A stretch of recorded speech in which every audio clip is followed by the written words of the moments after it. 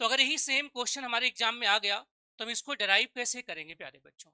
क्या कह रहा है कि explain the law of corresponding state and reduce equation of state. तो ध्यान से सुनिए प्यारे बच्चों, हम स्टार्ट करेंगे क्या से? बी नो डेट, है ना, बी नो डेट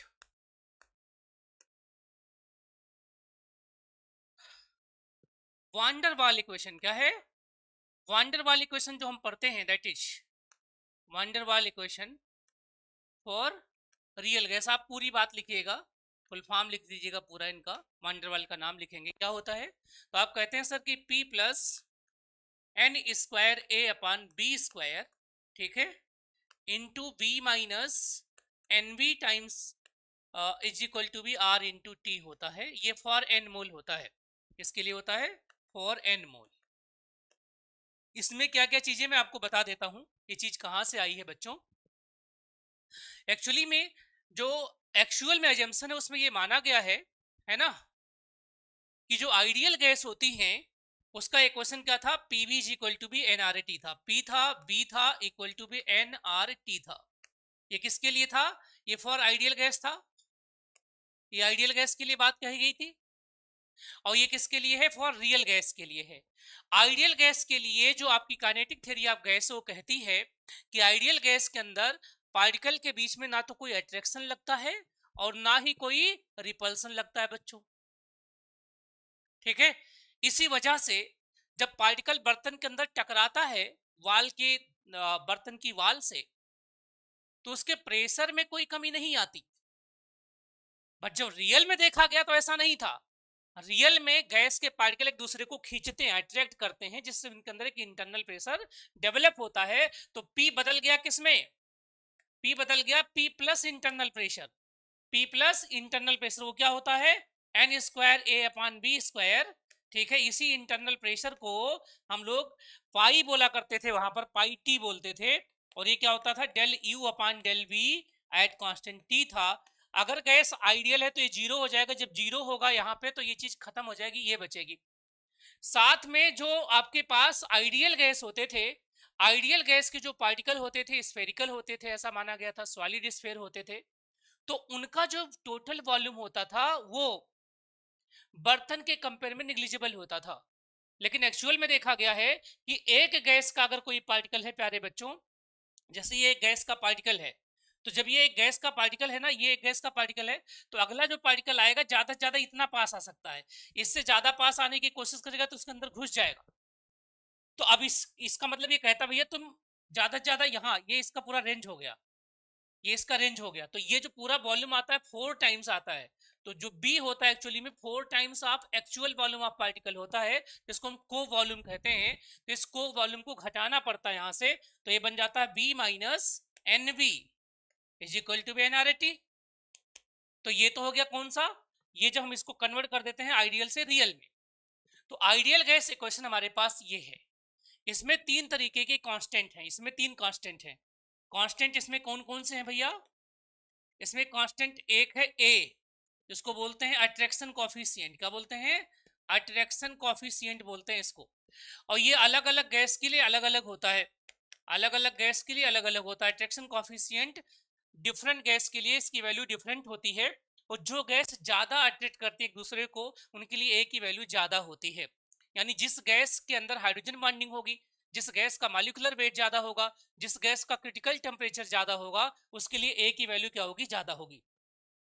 बी मैंने बता दिया है को वॉल्यूम है, और आर क्या है? गैस कांस्टेंट है। आर क्या है? गैस कांस्टेंट है प्यारे बच्चों, राइट। आर क्या है? गैस कांस्टेंट है।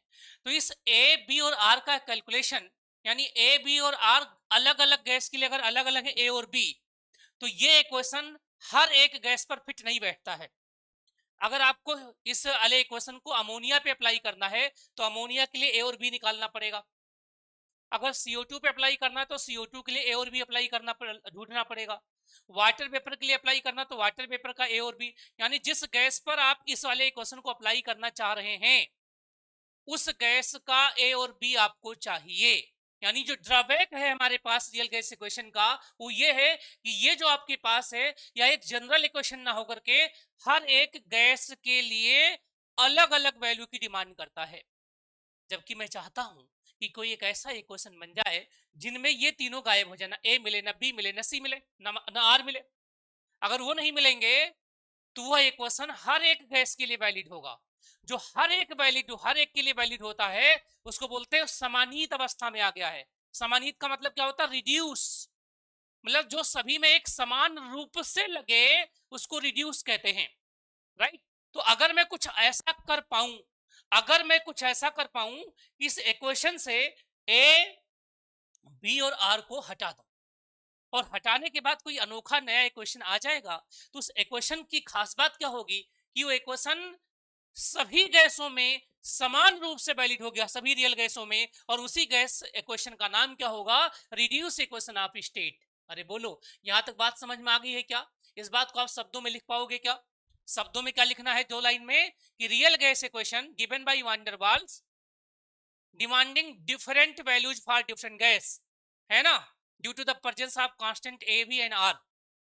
So Van der Waals derive a new equation which have no constant like A, B, R, है ना, and use same way for all type of gaseous materials that called the reduced equation of state. अभी मैं उसको drive करके आप लोगों के सामने लेके आऊंगा। एक बार बताओ जरा, यहां तक बात समझ में आ गई है क्या?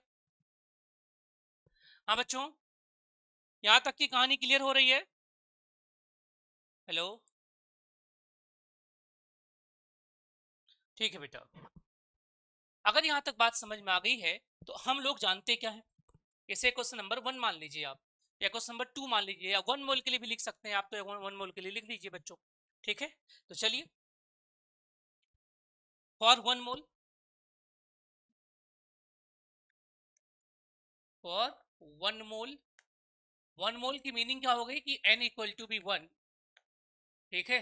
वान डेर वाल्स इक्वेशन क्या होगा?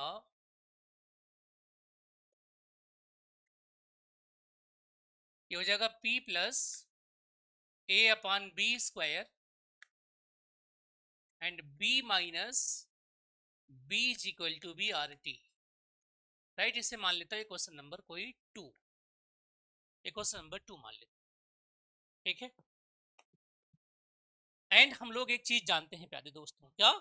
जो हमारे पास क्रिटिकल टेम्परेचर होते हैं बच्चों, ठीक है, बी नो डेट, क्या जानते हैं आप? We know that at critical point, critical point, ठीक है,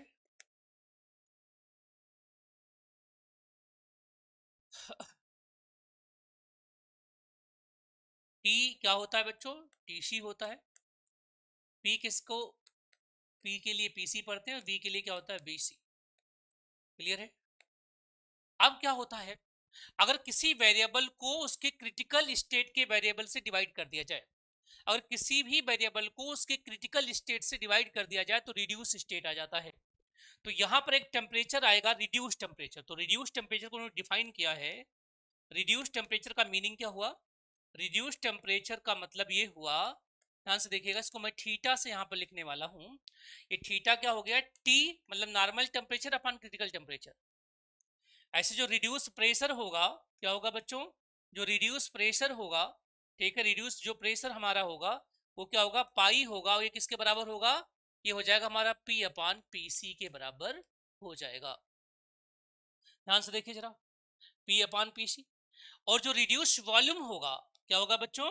रिड्यूस वॉल्यूम होगा, अगर हमारे पास कोई रिड्यूस वॉल्यूम होगा तो उसको मैं फाई से लिखूंगा, और फाई क्या हो जाएगा? B upon BC।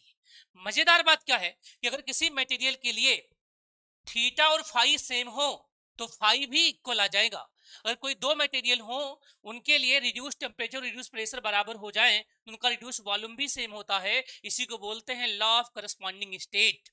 अगर कोई दो मटेरियल हैं, कोई दो गैस हैं, उनका रिड्यूस टेम्परेचर रिड्यूस प्रेशर बराबर हो जाए तो उनका रिड्यूस वॉल्यूम भी बराबर होता है। इसी बात को हम लोग क्या बोलते हैं? Law of corresponding state. इतनी ही बात आपको लिखनी है जब लॉ ऑफ करस्पॉन्डिंग स्टेट आपसे पूछा जाए तो।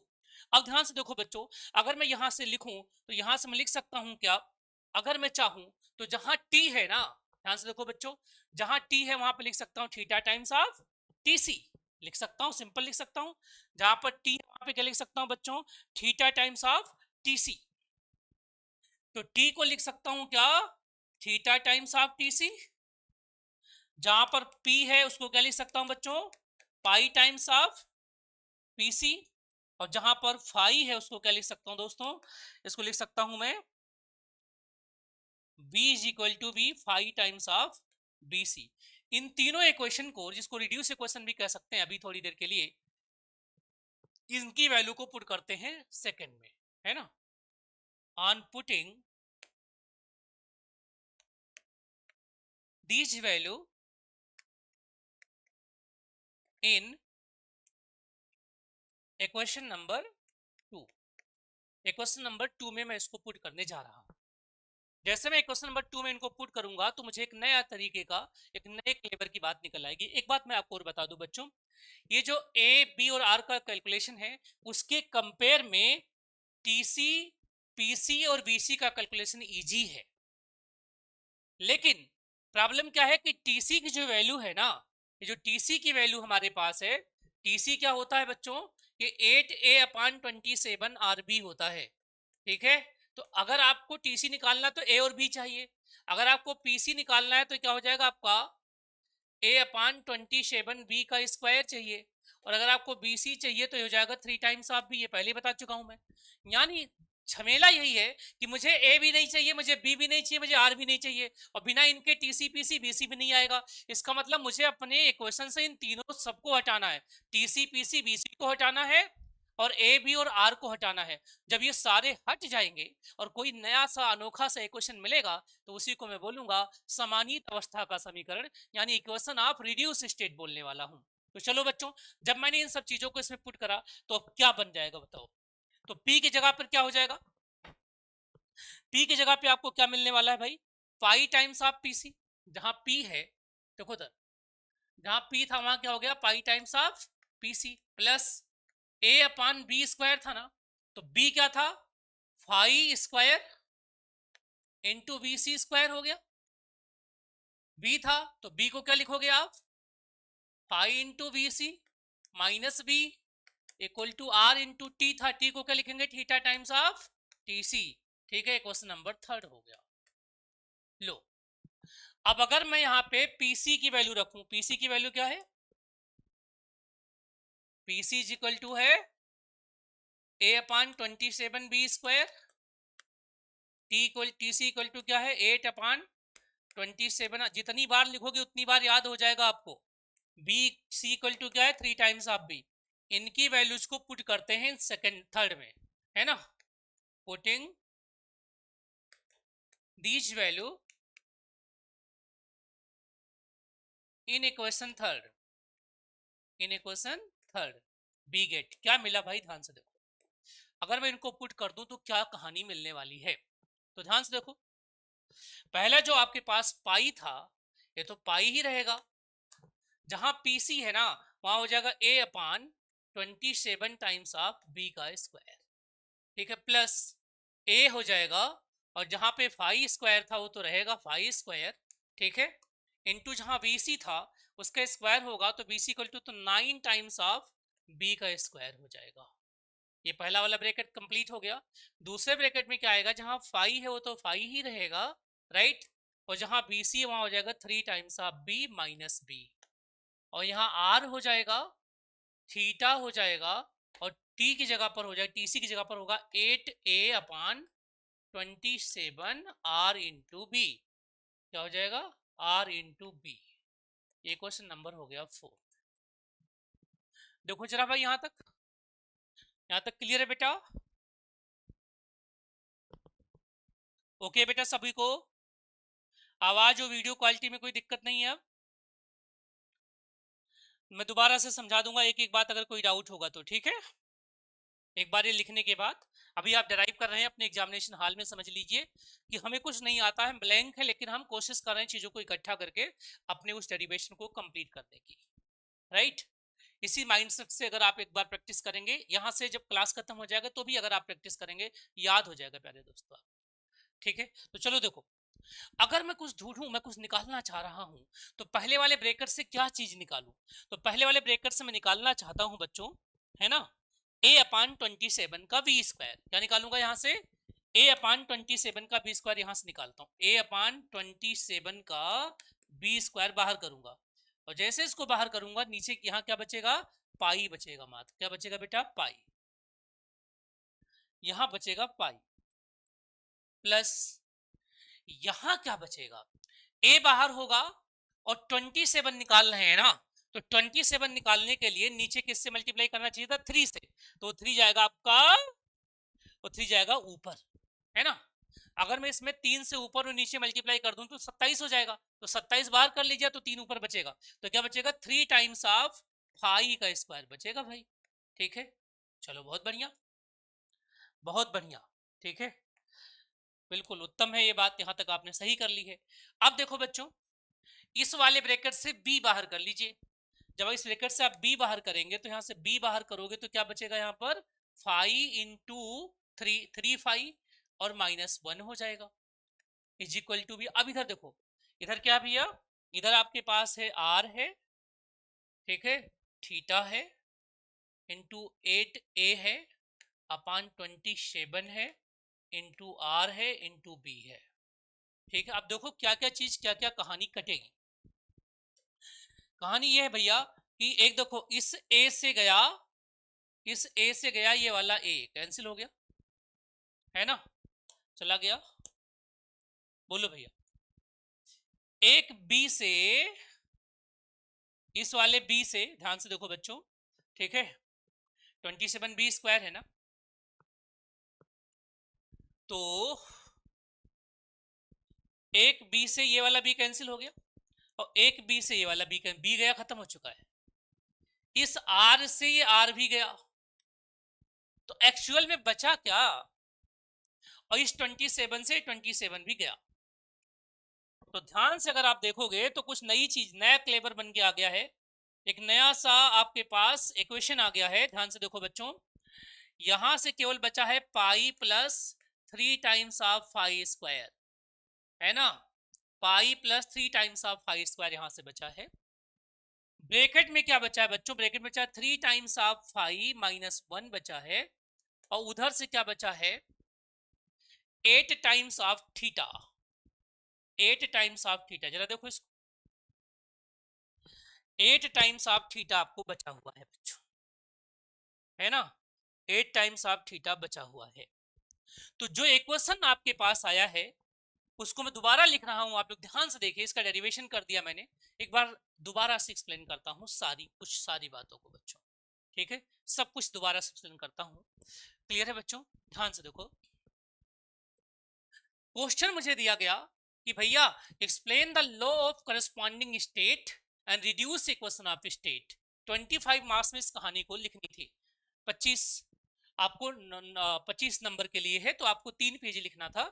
ठीक है, तो मैंने कहा कि we know that van der Waal equation for real gas is written as p plus N square a upon B square, b minus N B is equal to nRT।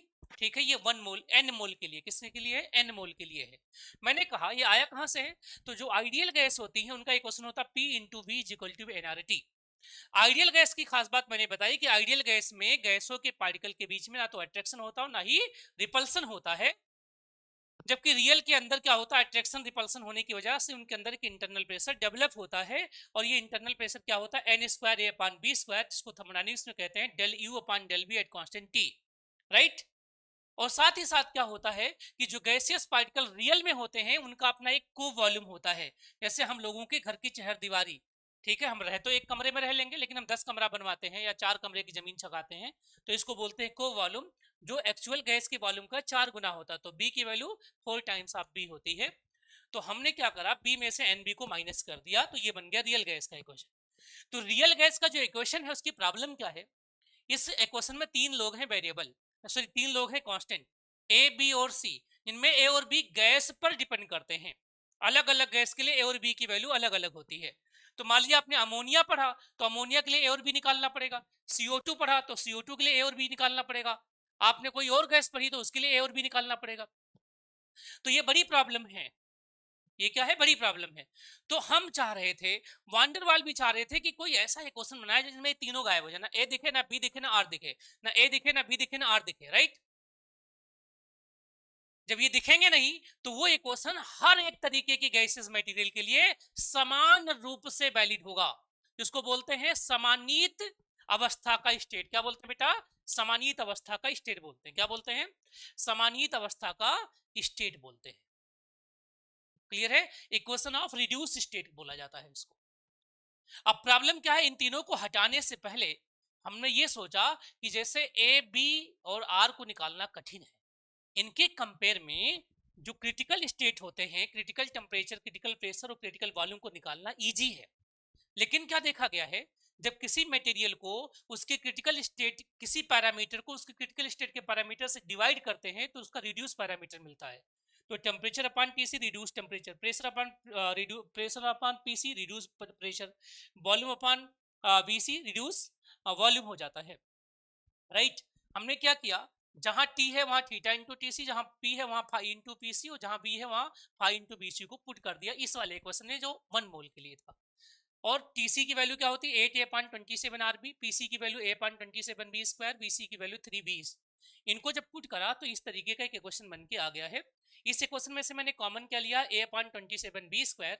जब कॉमन लिया तो यहाँ से बचा पाई प्लस 3/5 स्क्वायर, यहाँ क्या बचा 3 phi minus 1, यहाँ पर क्या बचा 8 थीटा। तो एक्चुअली में जो क्वेश्चन बना वो कुछ बना इस तरीके से, ध्यान से देखो, यहाँ से बचा क्या, पाई प्लस क्या बचा, ध्यान से देखो, pi plus 3/5 square into 3 phi minus 1, है ना।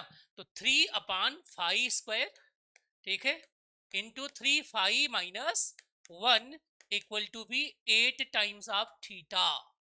ये जो क्वेश्चन है ना, लाजवाब क्वेश्चन है।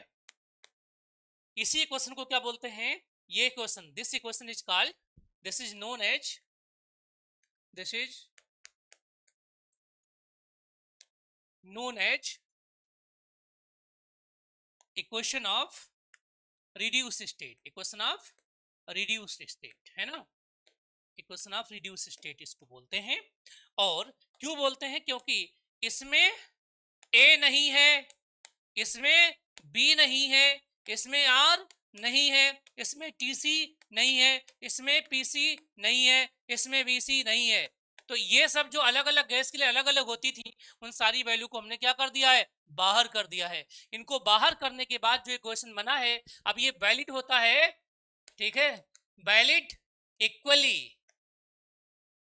फॉर ऑल रियल गैस, ठीक है, जो सभी पे समान रूप से वैलिड होता है उसी को हम क्या बोलते हैं, इक्वेशन ऑफ रिड्यूस स्टेट या समानीत अवस्था का समीकरण। क्या बोलते हैं, समानीत अवस्था का समीकरण। प्यारे बच्चों, इस इक्वेशन से एक बात समझ में आ गया है कि, इस इक्वेशन से क्या समझ में आ गया कि इफ फॉर एनी टू, ठीक है, रियल गैस या substance, pi and theta same हो, pi and theta will equal, then their phi must be equal, phi must be equal, and this is called,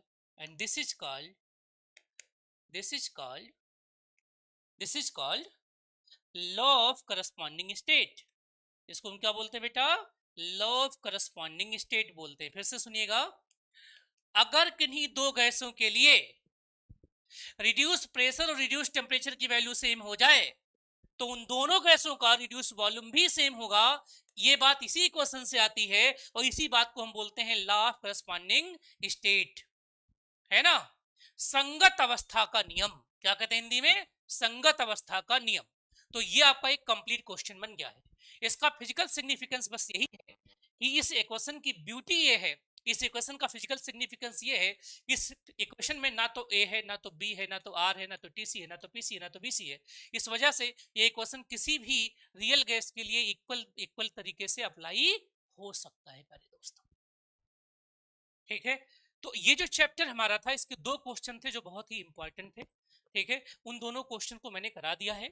अब बात आती है कि सर और क्या क्या मैं रेडी करके जाऊं, तो कल मैं आप लोगों से, बहुत सारे बच्चों ने आज भेज दिया है, कल आप सभी लोगों को भेजना है जो असाइनमेंट है, उनमें से एक मॉलिक्यूलर वेलोसिटी, ठीक है, मॉलिक्यूलर वेलोसिटी का डेरिवेशन। अगर आपको टफ लगेगा तो मैं करा दूंगा कल इसको भी, ठीक है। मॉलिक्यूलर वेलोसिटी डेरिवेशन 25 नंबर वाला करिएगा, ओके। मॉलिक्यूलर डायमीटर करिएगा आप लोग, मॉलिक्यूलर डायमीटर, ठीक है।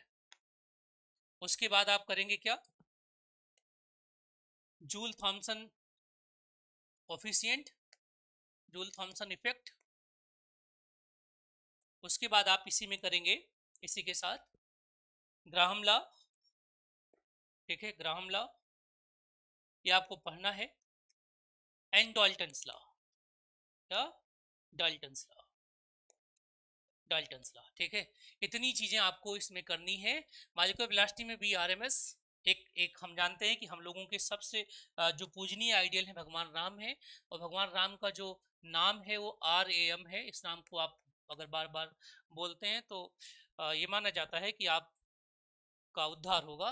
तो राम जो शब्द है आपके पास, इस राम को आप इसी सीक्वेंस में याद करिएगा, राम। आर का मतलब होता है RMS, ए का मतलब होता है एवरेज, एम का मतलब होता है MP, यानी BRMS सबसे बड़ी स्पीड होती है, फिर B एवरेज होती है, और फिर B MP होती है। क्लियर है।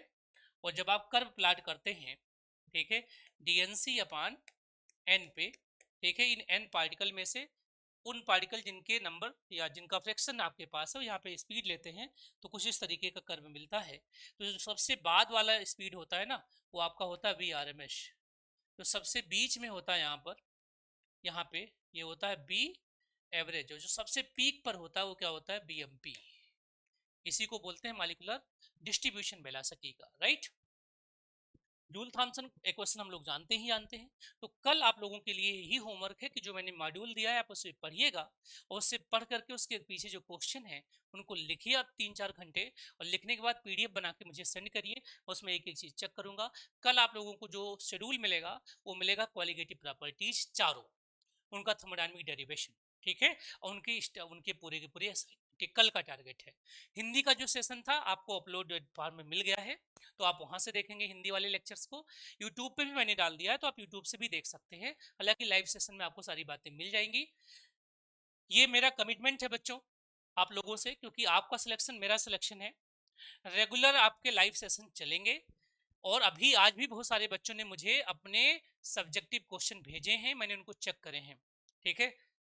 ऑर्गेनिक का मैं अलग से सेशन चला रहा हूं कल से, जिसमें से एक नेम रिएक्शन एक रिएजेंट रेगुलर होगा, जिससे 20-25 नेम रिएक्शन जो बढ़िया वाले हो जाएं। 20-20 25-25 मिनट का वीडियो वो जरूर मिलेगा आपको, ठीक है, उस पर भी आपको काम करना है। जो मटेरियल मिलेंगे मैंने पहले बताया था एक साथ नहीं मिलेंगे। आज आपको गैस स्टेट का मिला था, कल कल आपको मिलेगा क्वालिटेटिव प्रॉपर्टीज का, परसों इक्विलिब्रियम का मिलेगा। इसी तरीके से ये आपका शेड्यूल आपको मिलता हुआ चला जाएगा, है ना। जो भी आपके दोस्त या मित्र एक्चुअली में तैयारी कर रहे हो, ठीक है, वो चाह रहे हैं कि हमें सिलेक्शन चाहिए, तो प्लीज वो जुड़ें। और मुझे आप लोगों से भी एक कमिटमेंट चाहिए कि आपका सिलेक्शन होना चाहिए, वो सिलेक्शन के लिए जो मुझसे हेल्प चाहिए मैं लगाऊंगा, पूरी ताकत लगाऊंगा आप लोगों के लिए, ठीक है। मैं आपके साथ रात बिरात का, आप 1 बजे मैसेज कर दोगे तो 1 बजे भी रिप्लाई कर दूंगा, बस उसका जो मतलब हो वो उचित हो, जिससे आपके सिग्निफिकेंट रिजल्ट आए, ठीक है। तो चलिए मिलते हैं भाई, अभी के लिए good night and thank you for watching. उम्मीद है कि आप लोगों को समझ में बात आ गई होगी।